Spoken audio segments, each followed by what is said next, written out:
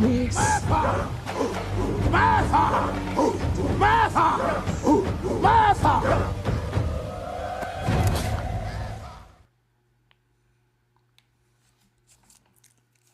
All right, get your whiskey.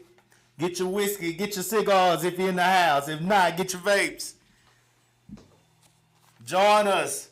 Join us. Pull up. Pull up and show up. Here we go.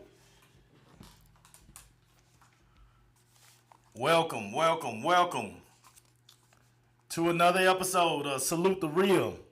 I am your host, Brandon Cooper. And first of all, we want to thank everybody. Thank all the people that have been supporting us so far. Special shout out to my producer and wife, Miss Candace Cooper. How you doing, Candace? I am doing much better. Every day I'm getting better and better. So thank you for asking. All right, she's still been dealing with this asthma thing. She's coughing all over the place, but hey, she's hanging in there. We want to give a shout out to Pam Wade, my mother-in-law. Today is her birthday. They just came from dinner, and Pam, I hope you enjoyed it. Many more birthdays to you. Shout out to all the November birthdays. Shout out to the October birthdays, the Libras. You know, we just passed as well. All right. Scorpios. Okay, Scorpios now. All right, you know, I'm a Libra, so, you know, I was showing love to the Libras. All right. Hey, first of all, we want to give a shout out to all the people that have been following us. Like, share, subscribe, guys. We appreciate the love. We have got a lot of good comments from people.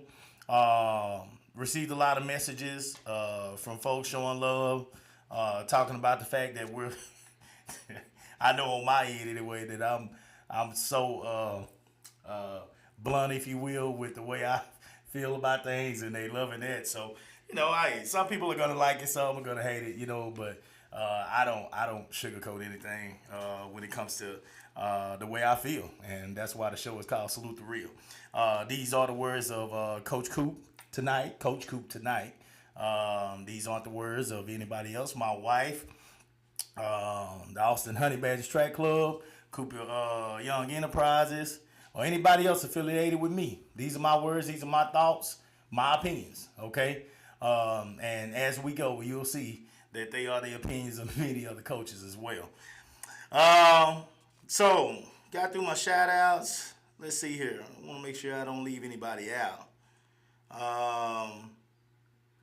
As people enter the chat room again, please like, share, subscribe, guys. We're doing good. We're on YouTube now. That's building up. We want to thank you for that. So all our new followers, we appreciate y'all as well.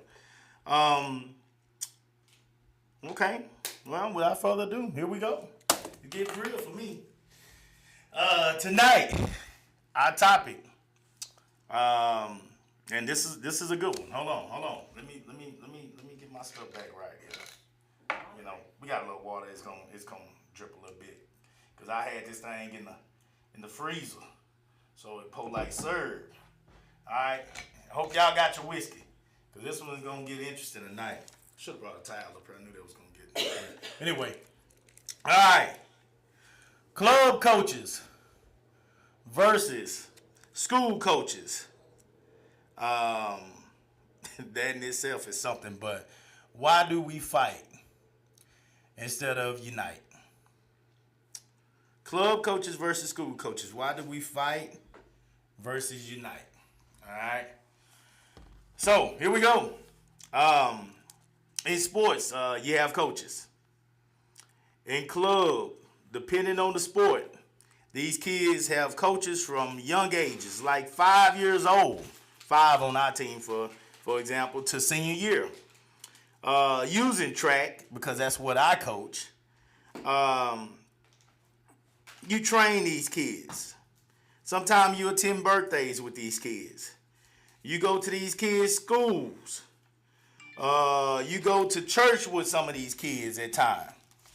Let me turn this off, my bad. You go to church with some of these kids. You hug these kids. You console these kids when they crying. You go on trips all around the country and in this state with these kids. You celebrated their success. Some as high as AAU national records.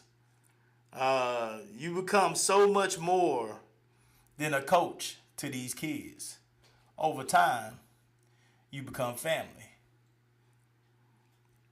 And then, after all those beautiful years, they begin school sports. Middle school sports haven't been as bad for us.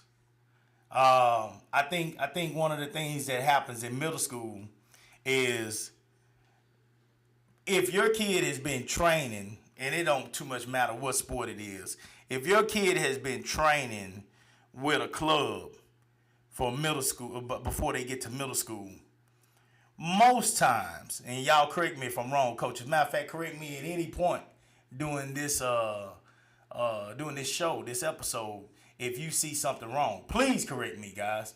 I don't never want to come across as if I think I know it all, because I know I don't. Although I've been doing this for a while now, there are many coaches out there that's been doing this a lot longer than me, and they have different situations that have occurred. They have a different story. So, hey, I'm all about hearing everybody else's story. These things that I feel have come from the stories that basically I have. So, hey, if it's something else, please chime in tonight. I want y'all to talk to me. All right? But our middle school situation hadn't been too bad. Because in middle school, if these kids have been participating with a club, baseball, soccer, volleyball, track, no matter what, football, no matter what, most of the time, when you get all these kids out here in middle school, they're all, okay, sports. I want to try this out. You got 300 kids out there that want to try out a sport. Some of them ain't never stepped foot outside the house. Some of them ain't been out, Some of them ain't been outside none during the time that the sun is out. So the moment they come out for football in junior high school, middle school, and that sun come out, you probably already got, depending on your numbers, you probably already got 10, 20, 30 of them that want to quit.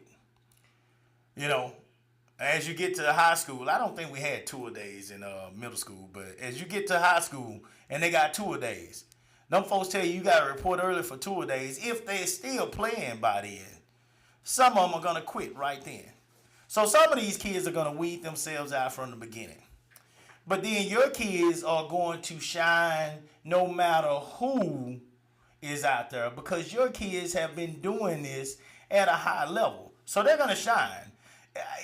Now that there are so many clubs out here, there are so many ways to get sports outside of the school. Those kids who are doing this on a level before school and outside of the school are going to shine more than those kids that have not done them at all. You're going to have to go get a freak, just a freakish athlete that hadn't done anything, that's going to outshine these kids that's been training and preparing prior to getting to the school sports. Okay? And even with that freak, that freak might just be a freakish athlete, but they're not as prepared when it comes to, the mechanics of the sport. I can talk about mechanics and track. They don't know how to run like a track athlete. They just fast. They got the genetics. And hey, you can teach that kid. But this other kid, when it comes to understanding of the sport, understanding of the events, knowing how to run said events or throw or jump, they got a better understanding. I mean, quite naturally, because they've been doing it. All right. So you had this sport, and your kid is automatically gonna stand out in junior high. And when it comes to the coaches, most of the time the junior high coaches, I think you don't have this issue as much with junior high coaches, because really, these are coaches, a lot of them are just beginning. They just starting their coaching career. They might be, let me say this. If they are a coach that's helping out with the varsity program, once varsity comes around, say for football or something like that, they're probably over there stretching the kids out. Helping them out, making sure that the units, the secondary or the I don't know. They helping out some units. They're not a major figure, when it comes to the coaching staff, the AD's coaching staff yet. They're not high on his level yet. If they're at junior high, if they're at the middle school, they're just not.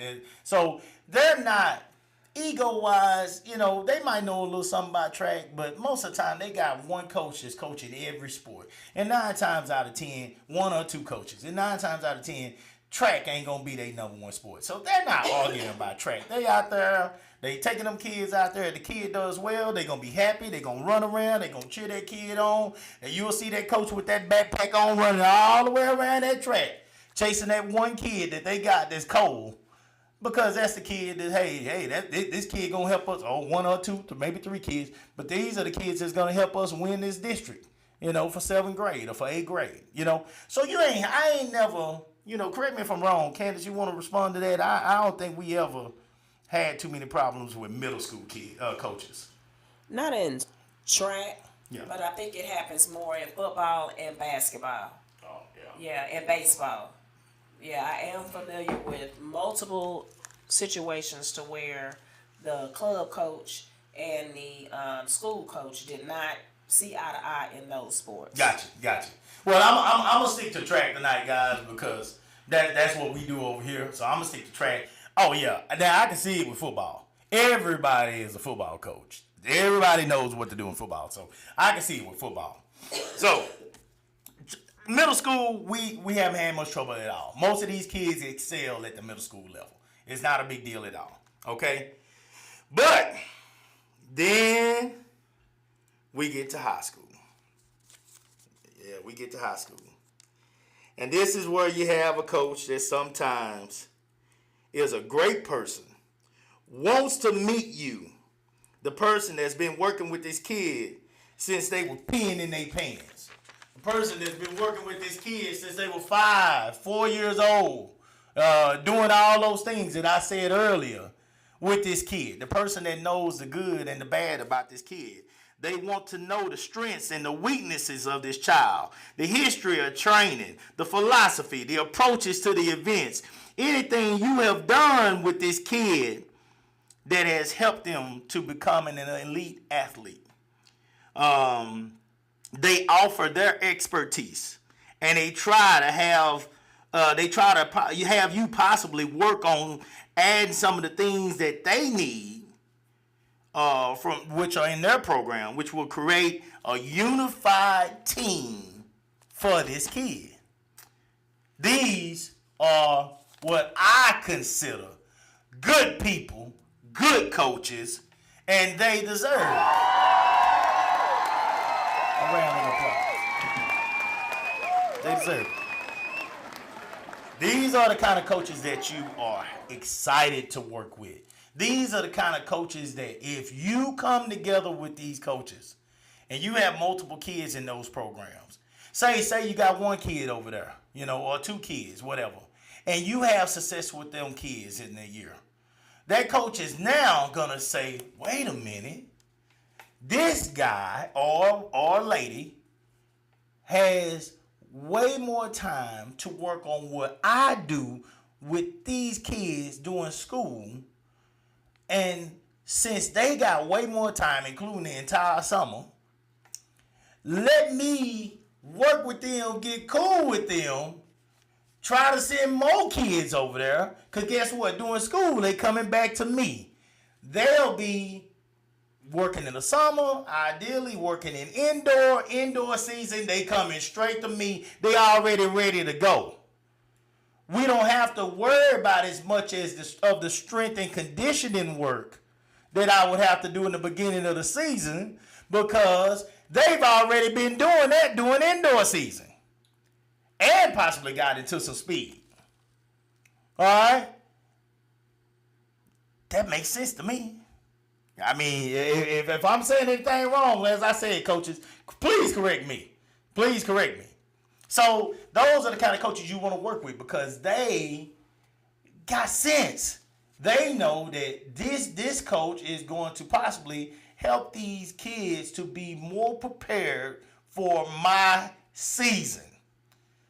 All right? And then once it's my time, I'll get a kid that's ready instead of run a 150 and they dead. Does that make sense? Does that make sense? Yeah, that makes sense. All right, so here we go. Those are the good coaches. Those are good people. Then you have the ego-driven assholes. Ego-driven assholes. The cocky track coach. I call them trackheads. Try.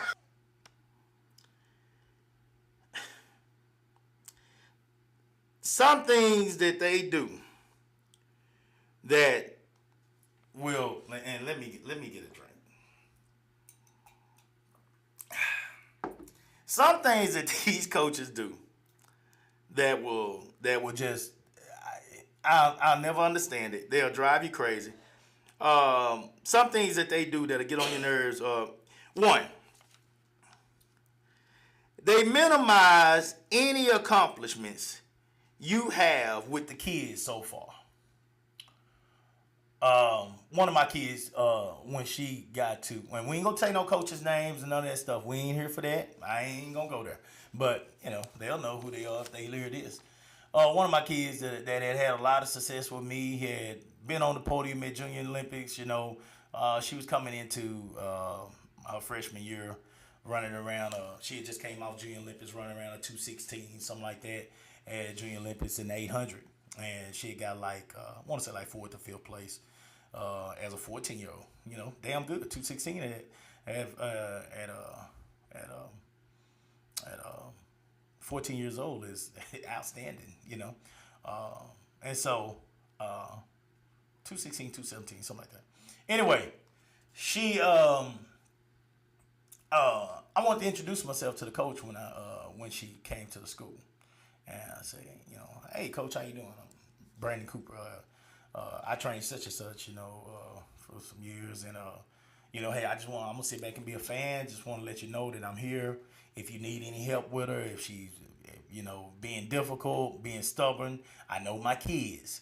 You've been training kids this long, coaches. Y'all know your kids, okay? You know their strengths. You know their weaknesses. You know they can act up sometimes. So I'm just telling her, hey, if you need any help, I'm here to support.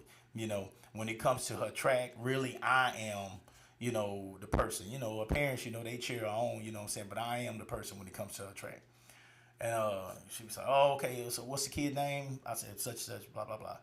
She's like, oh, okay, all right. What was her time? I said, such and such, about 216.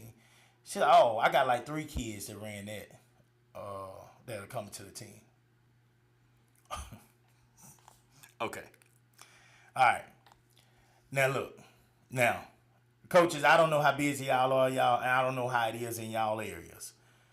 But if there are kids in this area, in these schools over here, right close to me, that are running anything under 220, I know them.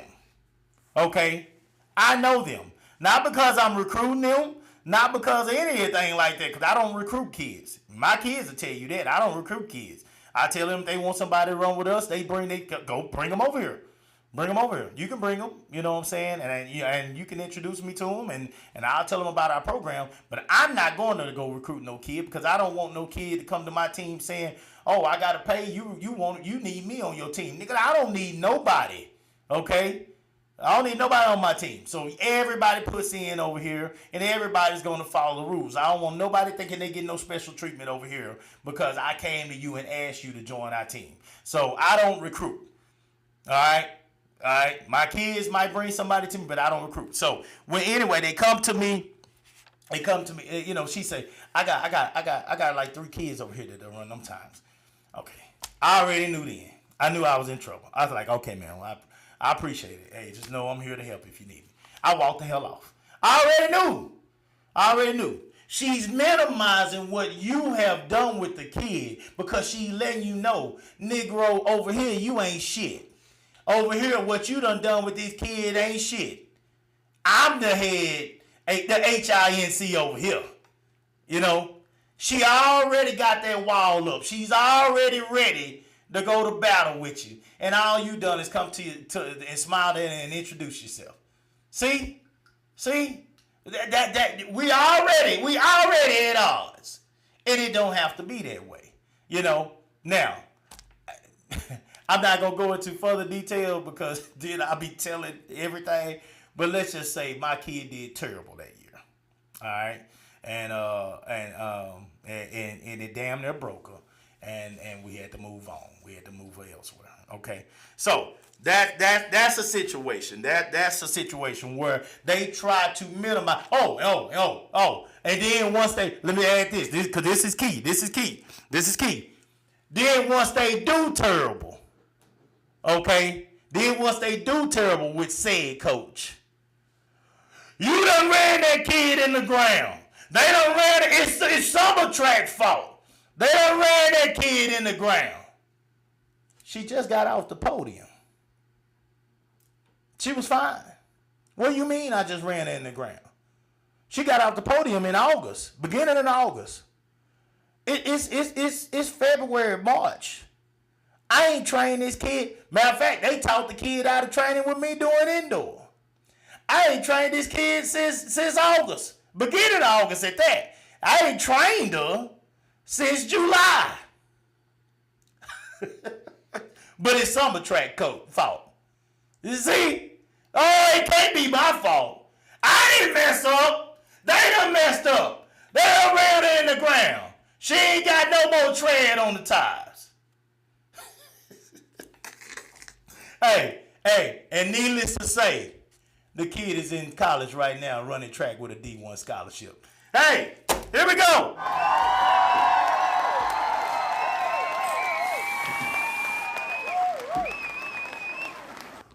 But you leave it up to them. We ran the kid in the ground because she couldn't have success with her. See? But you didn't want no help from the people that been working with the kid forever. You didn't want no help from us. You had to get us out the goddamn way. You didn't want our help. All right? So, yeah, that's number one.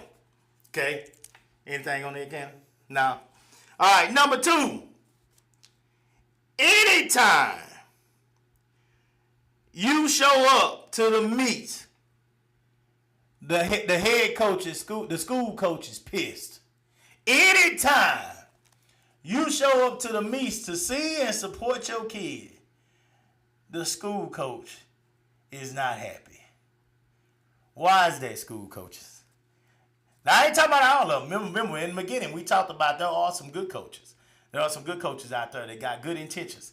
But then these coaches with these egos, they're like a peacock. They letting their tail out. They showing out. Anytime you show up, they pissed. The moment you walk in, that peacock, that tail fella done stuck out. Oh, they hot. They hot as Taki chips. They hot. And I'm just walking in to support my kids just like anybody else. Now, the difference with me is I am loud. I'm going to yell. I'm going to cheer.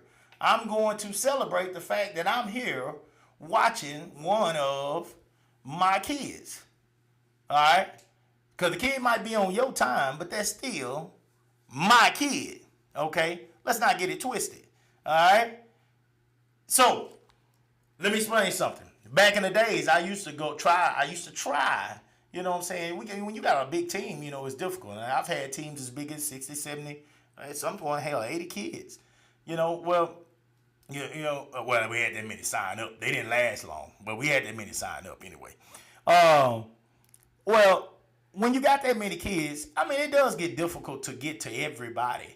But your main kids, the ones that you feel like are hanging around, sticking around, going to be through your program, you want to try to find a way to support them all. You want to try to, and mine was difficult because, I had a daughter running at the same time. So if I got a daughter running, I had to go to see my kid, But if she wasn't running that week, or if she ran early in the week, maybe on a Thursday, and then you had a meet on a Saturday, I want to try to get out there and support one of my other kids. Okay? So I get to some of those meets. Some of those kids, and coaches, you'll learn this. Club coaches, you'll learn this. Some of those kids, they don't want that extra support. You're trying to inspire them. I had good intentions. These were some of my better kids, as far as their performance. These were some of the kids that you're trying to bring along, and you're trying to encourage them. Okay? Well, some of those meets, because guys, let's be real, like coaches got feelings too. If they didn't, they wouldn't be out here like this. You know, this is the emotional side. This is the side that's not business. This is the caring side. This is the side where, you know, you want to be there for this child. You want to show them some love. Well, you'll see pretty quick that some of these kids don't want that love because you might be sitting up there in the bleachers. They not going to wave at you. They not going to smile at you. What you do is maybe you make them nervous. I don't know.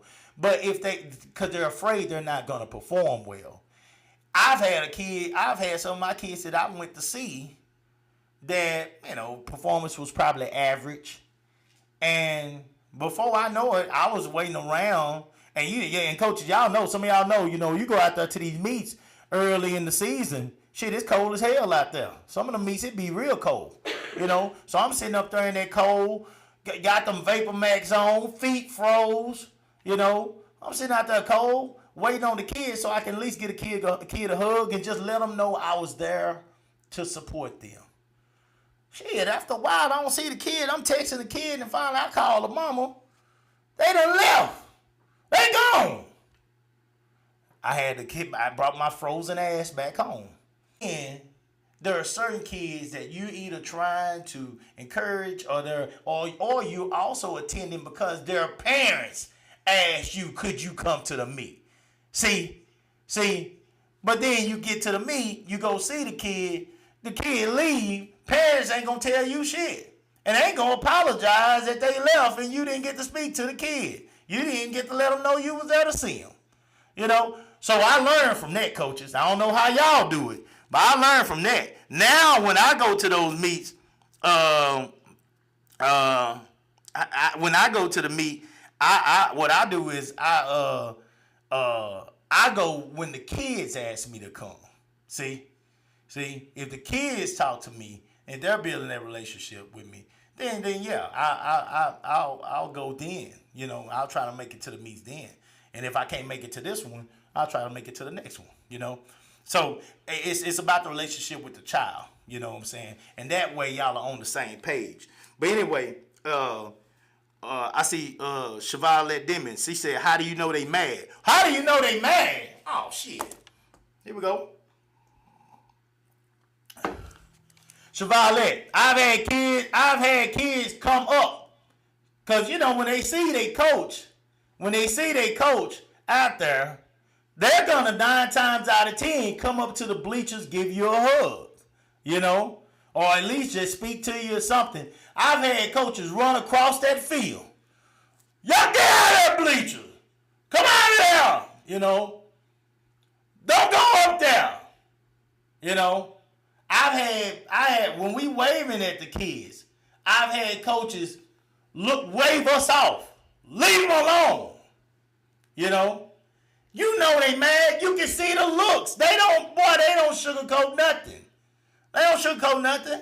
Now, I ain't got nothing wrong. I ain't got nothing against them wanting to keep all their kids together. You know. But keep that same energy every week.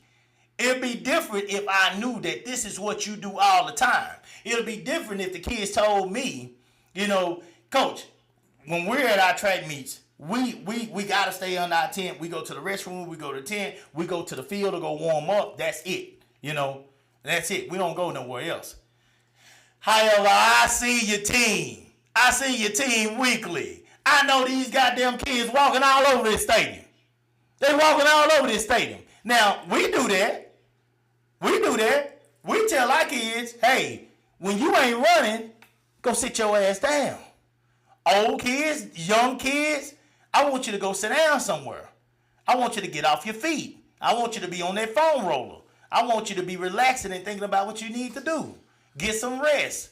Eat some good snacks. Blah, blah, blah. Okay? I don't want you walking around just, you know, conversing with everybody and wasting time, you know, on your feet all day long. So I ain't got nothing against that. If that's your protocol, if that's what you do week to week. But when you put on all of a sudden because, you know, you don't want them over here, you know, with these people. Now, that's a problem. I got a problem with that. All right? So here we go. She says, I guess I'm thinking game day etiquette. Game day etiquette? Yeah. Well, that would be game day etiquette. Chevalier, that would be game day etiquette to go sit down. You know, to not be coming around, to not be doing all these things. And you can still wave at your coach. Ain't no big deal. You can still wave at your coach. You had a track meet. You know what I'm saying? If you're out there warming up, ain't nothing wrong with waving at your coach. You know what I'm saying? But they're trying to make sure that their attention is not on you at all. They're trying to make sure that, honestly, you know what I'm saying, they're not paying you no attention at all, that you're not even acknowledged. You know, which is fine. You don't have to be, I don't need to be acknowledged. But I do want my kid to know that I'm there to support them if I came to support them. You know, but again, if that's your game day etiquette, I'm all for it. You if that's what you mean, and I'm all for that. If that's your game day etiquette, if that's what you require your kids to do on game day, stay focused, stay away from the crowd, stay away from your family. We on that same stuff. But they don't, that's not what they do. That's not what they do. I watch them at these track meets. Now, you know, other sports, I don't know. But I watch them at these track meets. The kids be all over the place. So, like I said, keep the same energy. Why is your energy changing tonight? That's the problem I see with it all. All right? So here we go. Number 3. They tell the kids they don't want them around you at all during their season. Now, I ain't talking about at the meets now. Now I'm talking about outside of the meet. I don't want you around your club coach during that time. Now, I got no problem with, again, let's make this clear. These kids don't need to be doing 2 separate trainings. I 100% agree with that. I got no problem with that. But there are mechanical things that a club coach can help their kid with if they are having problems with those things. If these kids, for instance, are having a bad or hard time with their starts, you know, high school kids should be coming out of blocks by now if they're sprinters, okay? They should be, you know. If they're distance kids, different story. But if they're coming out, if they're sprinters, they should be coming out of blocks. I really start working with my sprinters on blocks probably around, you know, the age of 13, you know, there are some that mature faster than that, but most of them, man, the muscle development that you need, you know, doing it at under 12, you know, I'd rather just focus on a 4-point start at that point, stance at that age, and hey, each coach got their own way of dealing with that. But you know, around 13 and up, I start working on that. So high school kids should be, you know, working on their block starts at that time. If they're not getting enough work on that, or if their starts aren't looking too good out there, you know, we can work on starts, guys, without doing anything heavy that's going to hurt them or add to what they've already done at the school when it comes to their workout. You know, when it comes to mechanics, you talk about the dynamic drills and things like that, the way they strike the ground. We can do some stuff in less than 20 meters, guys, that can assist with those type of things. They're cycling over, how they getting from point A to point B. You know, we can do some things that assist with that, you know, and help them to develop and run better. And of course, hopefully, you know, not risk more injuries. Is there something coming up? Yeah, well, the problem is going to be when the club coach and the school coach don't agree, even with those mechanics or drills and so forth. I mean, if we're going to use track as an example, you just talked about a kid that comes out of the block versus not coming out of the block. There's so many different ways to teach coming out of a block. I mean, you know, you talk about the toe drag versus not dragging the toe. I can't stand toe drag. And so, for all y'all that teach that toe drag, I can't stand it. So the problem becomes when the coaches disagree with even the mechanic, like some of the basic stuff. Like if they're disagreeing, that's probably why I would assume that the school coach wouldn't want even the club coach during that time teaching that, because they may teach it in a different way. Agree or disagree? What are your thoughts? I can understand, but so here would be my answer to that. If my kid is doing well, or if it looks like they don't need help, or here's the main thing. If my kid don't ask me for help, I ain't gonna say shit. I ain't gonna say shit. If my kid does not feel confident in what they're doing, and they say, Coach Cooper, I need your help, Negro, I'm coming. I'm coming. So do you come? So do you come as a club coach and then not communicate with the school coach? If the school coach wanted to communicate with me, we'd already been undone so. Okay, so you wouldn't reach out to the coach. You would expect for the school coach to reach out to you. I'm asking the questions because this is about. My kid asked me for help with their stars. Okay. Hey, so here's the difference with me. I am here for my kid. My kid asked me for help with their stars.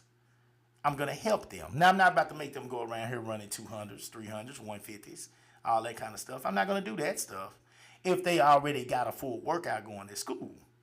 But if they come and ask me for help with their stars, they come and ask me for help with the way they strike in the ground because they're starting to get some shin splits and all that kind of stuff. They come and ask me for help with their stretching, foam rolling, things like that because they're tight and they need to get themselves to a point to where they feel more flexible or something like that.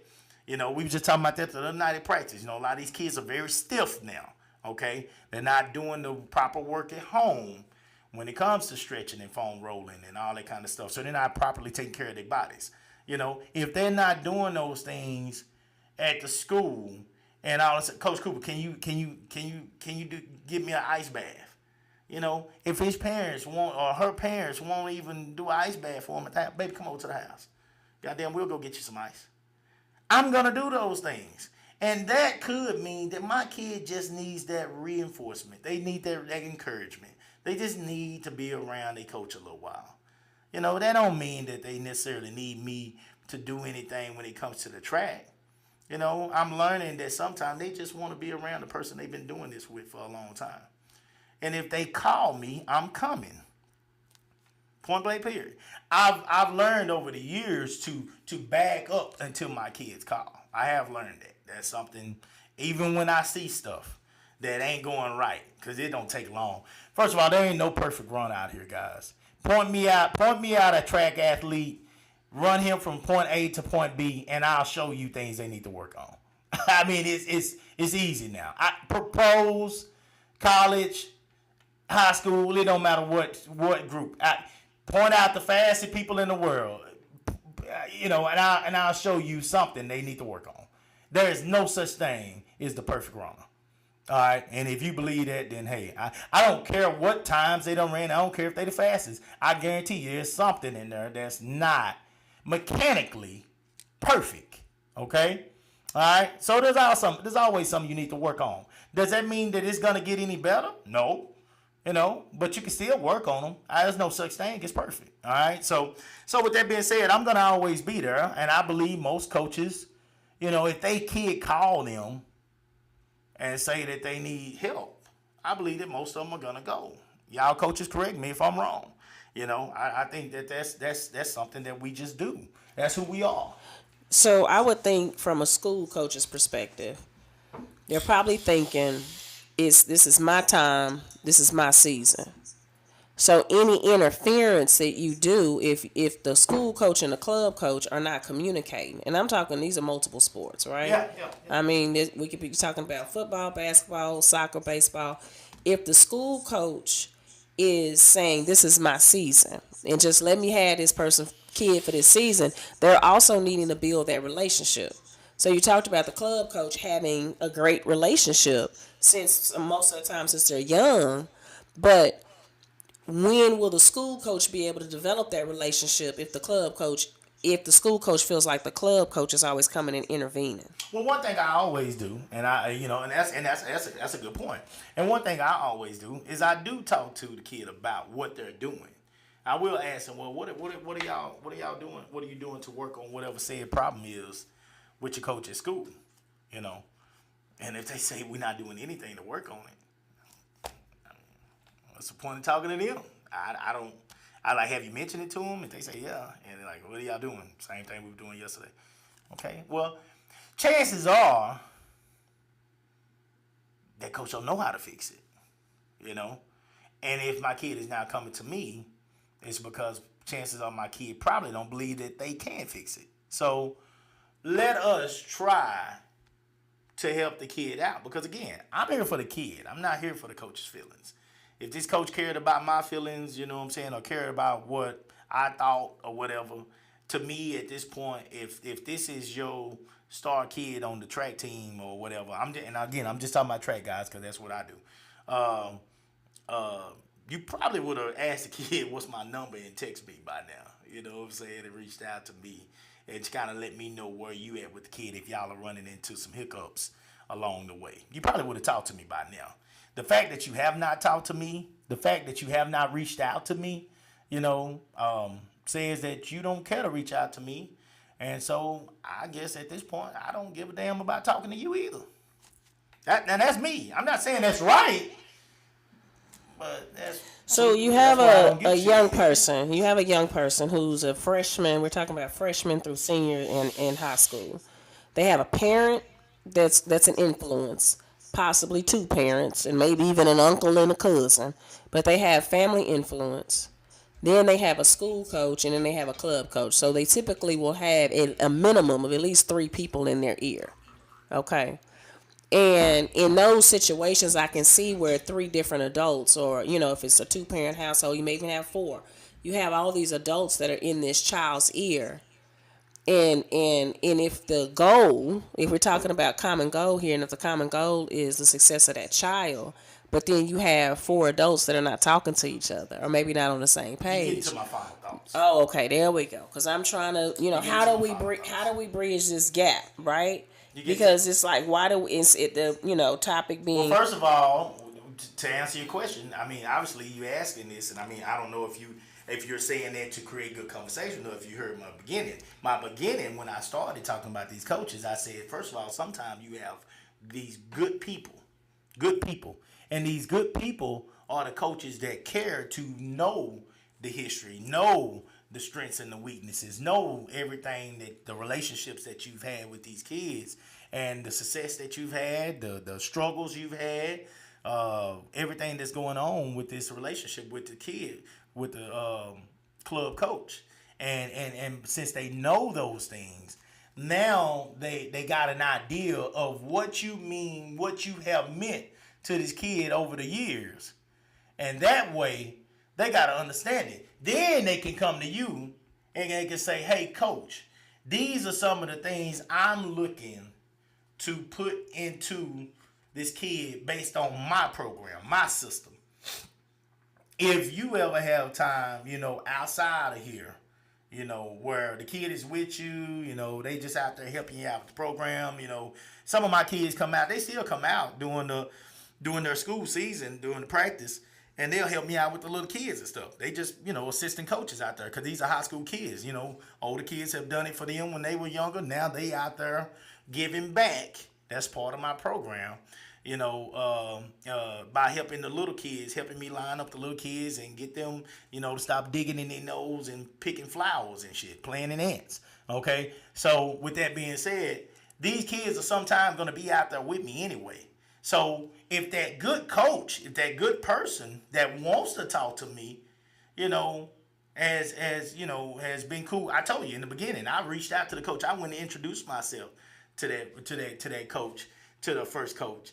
And, she basically made it clear to me that she wasn't interested in what I had to say or what I felt about the kid at all. So, it's a way to let these coaches know that you actually care about, what they have to say or how they could help you. And if you do those things, great, and I'm willing to work with them. If not, then I'm going to focus on how I can help my kid if my kid is asking me for help. I'm not, now what I'm not going to do, and this is where I disagree with coaches at, because Candace is bringing up some good points. This is where I disagree. I do disagree with this. If a kid come to you and tell you that they just came from school, they did 6 times 200 today. If you go back to practice and you put another 6 150s on them, then I disagree with that. Because now you overdoing it, and whatever that coach was working on for that day with his 6 200s, You just changed that by putting another 5 to 6 reps on that kid. Okay, you just changed it. You changed it. You changed his workout from maybe he was doing some type of speed endurance reps, based on the times he had them running, the rest he was giving them. But by you putting another 6 reps on them, you just made that just a conditioning day. Yeah, there was no speed and nothing. Whatever speed they were running, yeah, you done ruined that, and you just open this kid up to a possibility of injury. And so I do not agree with that. So for all the coaches out there, if that's your concern, trust me, you'll never get that out of me, and you shouldn't get it from any club coach that knows what's going on. So I don't agree with that. And sometimes I even have to tell my parents, because first thing parents gonna say, oh, they need more work. They need more work. They need more work. Nah, not necessarily. Not necessarily. Depending on the point of the season. What are we trying to accomplish at this phase of the season? What phase are we in? What at this point in the season, what are we trying to accomplish? If it's late on in the season, guys, look, we got to move on from conditioning at some point, and we got to start getting into speed. No speed workout is about no 9, 10, 12 reps. That ain't it. Okay. All right. So we can get into the specifics at any point, and I'm happy to do that with you guys. But my point is, you're helping out with the small things. Full workouts, no. That's not what you would be doing with the kid, because at that point you're putting them in risk of some type of injury. So, all right. And that part there. So the last thing that I feel like is very important. Let me get this here right here. Last thing. There are coaches that basically they're doing this as a job. They coach for the stipend. Track normally ain't the number one sport. So, football, basketball, and volleyball also come into play with these kids. People talk about kids playing multiple sports. Football is the moneymaker.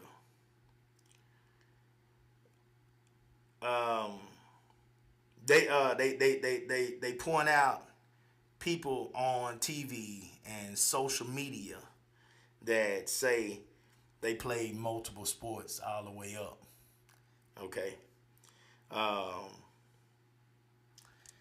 I think somebody sent me something from San Francisco 49ers running back. There's a lot of football players, of course, that play multiple sports, but I can't even think of his name right now. White running back for San Francisco 49ers. Used to play for the Panthers. Very good. Very good. Probably he's one of the, somehow he helped me out with his name if you're on here. I don't know why I can't think of his name right now, but he's one of the best running backs in the league, hands down. I think somebody will come with his name in a minute. But anyway, they point. I've received messages from different ones like him and others, from parents, different people, where when I've went live and talked about kids playing multiple sports and all that kind of stuff, where they'll say, your kid needs to play multiple sports all the way up. Look at these players. They'll tell you they play multiple sports all the way up. Yeah, there you go, Ralph McCaffrey. Okay, so let me say this to y'all. Football players, yes, they play multiple sports. Now, first of all, when we're talking about middle school down, play everything. Play everything, guys. Work on your body. Work on full range of motion, your hips, your lateral movements, all that kind of stuff. Track is straight ahead. I don't want you just to run no track, your eye-hand coordination, baseball, basketball, football, learning to catch a ball, eye-hand coordination, all this stuff will come into play and help you later, even if you was going to be a track athlete, even if you're going to be an athlete in some sport where you're not using your hands as much, okay? All that stuff will help you. It'll help your body develop. It'll help with your development, So, yes, play all sports. Middle school down, hands down. Play all sports. Play whatever you want to play, okay? I think by the time you get to freshman year, I think you need to start dialing it down a little bit. If you was playing 4 sports from middle school all the way down, you playing baseball, basketball, football, track, soccer, whatever it is, volleyball. You need to start dialing back a little bit by the time you get to high school. And the reason I say that is because at some point you're going to have to put more time and effort into what you feel like is going to be your meal ticket. Okay? And if you're playing one sport in the fall and you go straight to the next sport in the winter, and then you go straight into the next sport in the spring, you're not going to be able to give the effort to any type of trainer or club that they're asking you for to have the type of success that you probably want to have in that sport. Okay? Yeah, you're just not going to be able to do it. You're not going to be able to do it. Let's say even if you ran track for the summer, or you played 7-on-7 for the summer. Okay, that's your full year at that point. Okay? Your full year is taken up with 4 different sports. At some point, it's going to have to dial back. So if you're a football player, and football is looking like it's going to be your number one, there's nothing wrong with you doing football. If you want to do basketball, there's nothing wrong with you doing basketball. I think that you should do track because track works on your speed, your footwork, your mechanics. It works hand in hand. Track helps all of them, honestly. But, if you decide to do basketball, guys, basketball, my nephew, Lil Allen, is doing club basketball damn near year round. If you serious about basketball, the skill, the technique that it takes to be able to go out here and compete with the highest level kids for a scholarship, you're going to need to put in extra work. Meaning you can't be out here doing everything. If you want to do another sport, cool, but it's you're not going to be able to do all the sports no more. Now, even in 9th grade and 10th grade, I say, hey, you're still figuring it out. So cool. By the time you get to junior year is recruitment year.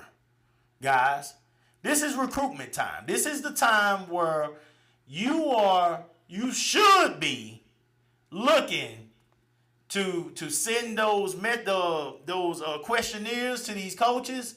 You trying to put your list of schools together that you would have liked to attend. You trying to reach out to these coaches to get an opportunity to get a scholarship.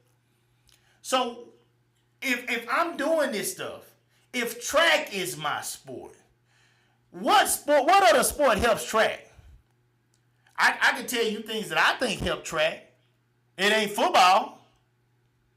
If it's junior year and track is your primary sport, show me now. Football kids play other sports. Basketball kids might play some other sports. Even baseball might run track or whatever. Show me the track athlete. Here's the key, guys. Y'all got to get it. We're talking about when track is your primary sport.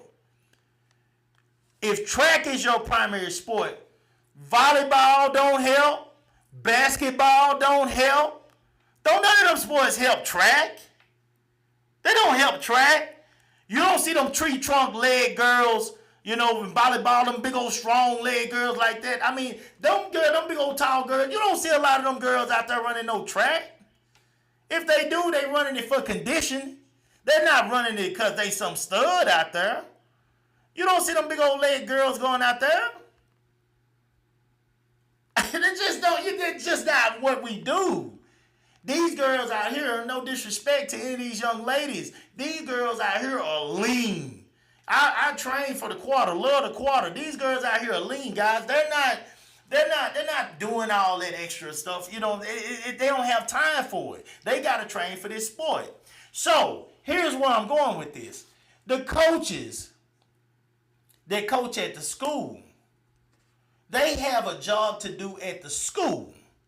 Their job is to make sure that their school program is good. Football comes first. Not mad at you.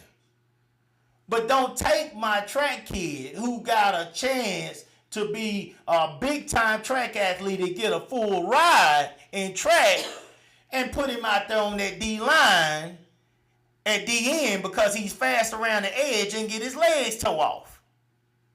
Don't put my kid out there and put him out there to return balls and get a concussion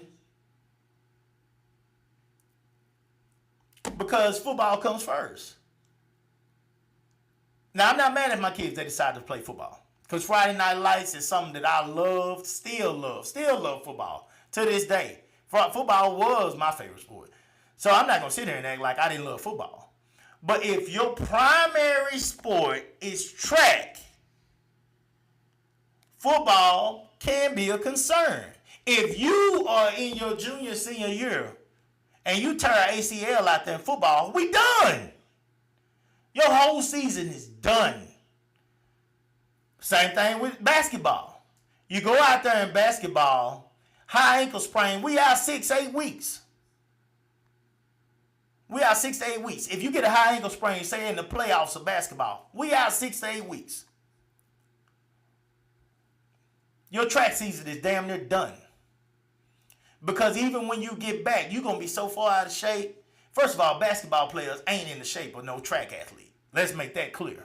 They just not. You know, it's a totally different shape. You're not in the shape of track athletes. Okay? And when you get out there to track, we're done. We're done. You're not going to have the season that you wanted to have. But that school coach is focused on what's good for the school, what's good for the teams. And the team first is football, the team second is basketball, or first if the basketball coach is on the track. He coming first. And they got all the kids coming to talk to the kid. Oh, that's messed up. You don't want to come play with me. You don't want to come play with us. We need you out here, man. Stop being selfish. They call the kid selfish because he don't want to come play football. He don't want to come play basketball. He want to focus on the sport that's going to help him to be successful. They call him selfish. All right? But then, come track season, how many of those kids are out there running track with him?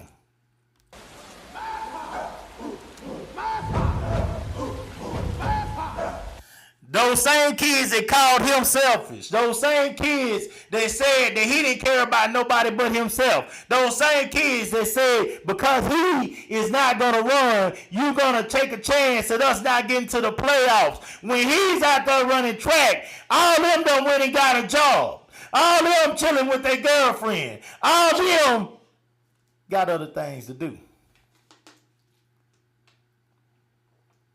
Did the coach talk to them and tell them to come out and run track with you? Nah, of course he didn't. Because track don't do nothing for the school. That's not a team sport. Track don't do nothing for the school. Kids go to state and track, no big deal. No big deal. No big deal. I had girls. I had like 5 or 6 girls that go to school, go to regionals at one school. They didn't even pay for them a meal. They didn't pay for them no transportation. They didn't pay for them a hotel. They didn't pay for shit. 5, 6 girls. And finished as high as third in one of their relays. And mind you, these are girls that were all sophomores and a freshman. You could see the writing on the wall. Didn't pay for shit. I ain't never seen it in my life. So these are the same people that would try to get those girls if they could, to come out there and be on the basketball team. I need you to play basketball. Nigga, I needed you to pay for this room because we represent your school. But you didn't pay for a thing. You didn't even buy us a meal. You didn't have no water for my girls at that track meet. But they supposed to listen to y'all. You see, ask my kids if they ever would have to worry if they didn't have some money on them at a meet about whether they was going to eat or have anything to drink. Ask them. Ask them if they would have to worry. Ask them if they were going to get left behind if they, for some reason, didn't have no transportation. We're going to figure it out if they want to be there. Ask them. That's the difference with y'all. That's the difference with y'all and us. We're different. It's family. With y'all, it's business. I ain't talking about all of you. I'm talking about the ones that ego drives everything. And here's my thing. When I'm telling my kids to look out for themselves, and I'm telling my kids to do what it takes to make sure that your schooling is paid for, do what it takes to make sure that you're ready to run the times that we all know you can run. Do what it takes to get the state. Do what it takes to live out your dream. How am I benefiting? How am I benefiting? Whether I coach a stud or whether I coach kids that were little wimps that are going to progress every year in my program is still going to be here. My program will be around. My program ain't going nowhere. My program will be the same. My program is not built around the fact that I got monsters on my team every year. I tell people in the country all the time, I've been getting people in my hometown begging them, and they finally got it started because I know there's as much talent down in the country as it is up in the city all day long. I don't have the most talented kids running track, but if they stay in this program and they consistently work, we're going to get progress. And I'm going to get them somewhere. I'm going to get them something. You can bet that because I'm going to work at it. So what do I have to gain by telling you, kid, to look out for yourself sometime? What do I have to gain? What am I gaining? What am I gaining? When they say Coop just worried about himself. Coop just want to run this school. Coop just want to tell us what to do up here. What do I gain? Nothing. But if I've been training with this kid, if I've been working with this kid all these years, my job is to make sure that this kid gets the success that kid came to me for. That's my job. That's what I'm supposed to do. And if I don't do that, then I didn't do my job. So I'm not worried about your basketball program, coach. I'm not worried about your football program, coach. I will support those things. And I support those kids that participate in those sports. But that's not what I'm worried about when it comes to my kid. My kid is up here to run track.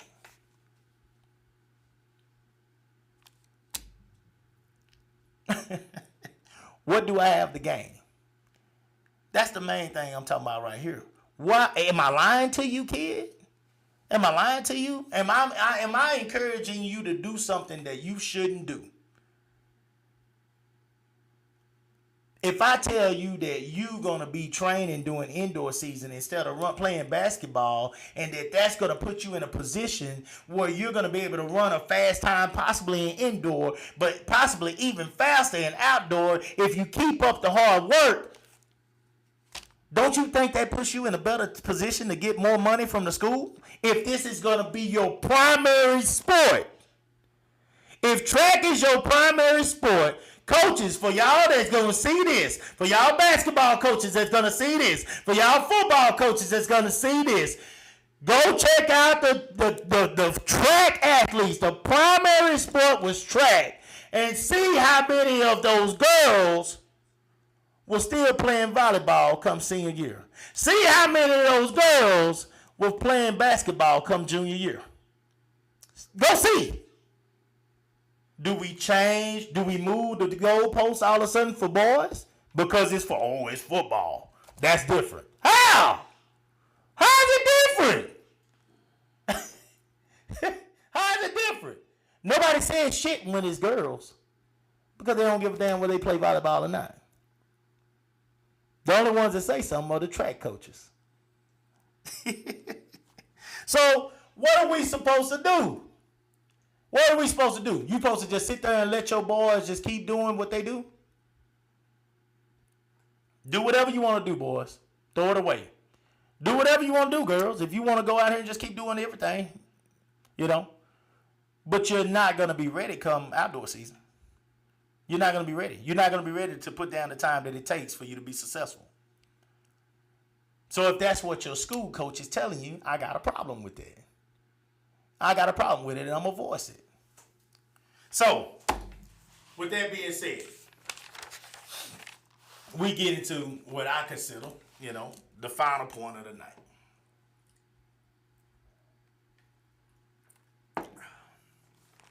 Coaches.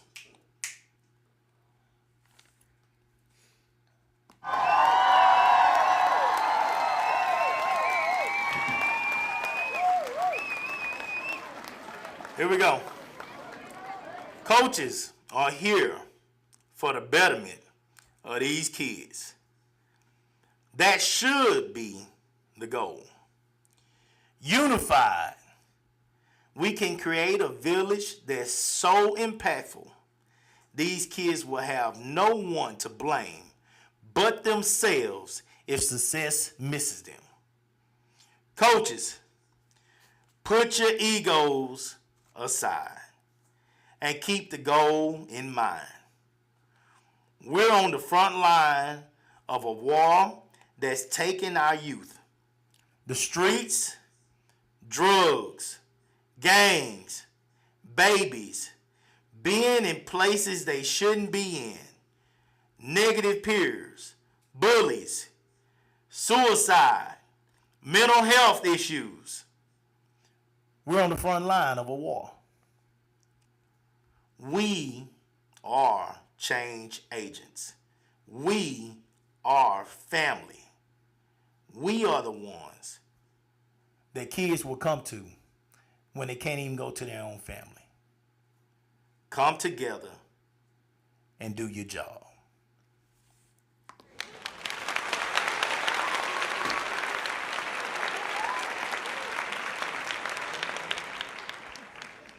That's what we got to do.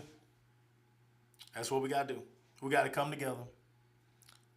We have a job to do, guys, and it's so much bigger than track. It's so much bigger than baseball. It's so much bigger than basketball. It's so much bigger than the sport.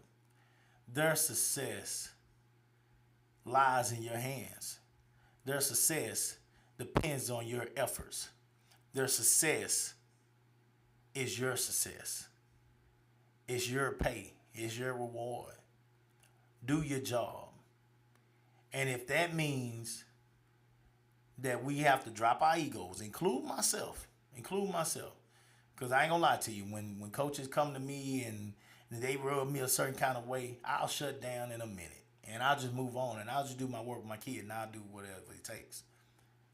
But if that means that we need to find a way to come together, even when people upset us, then we need to do that, because if we don't, then our kids are missing out on opportunities that they should have had.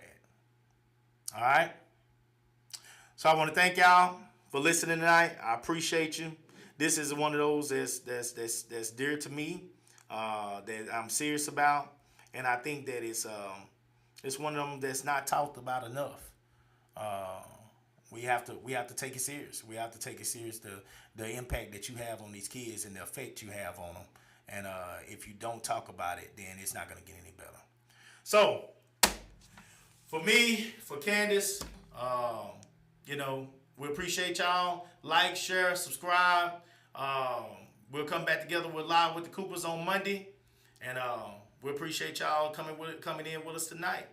Salute the real. See you next time.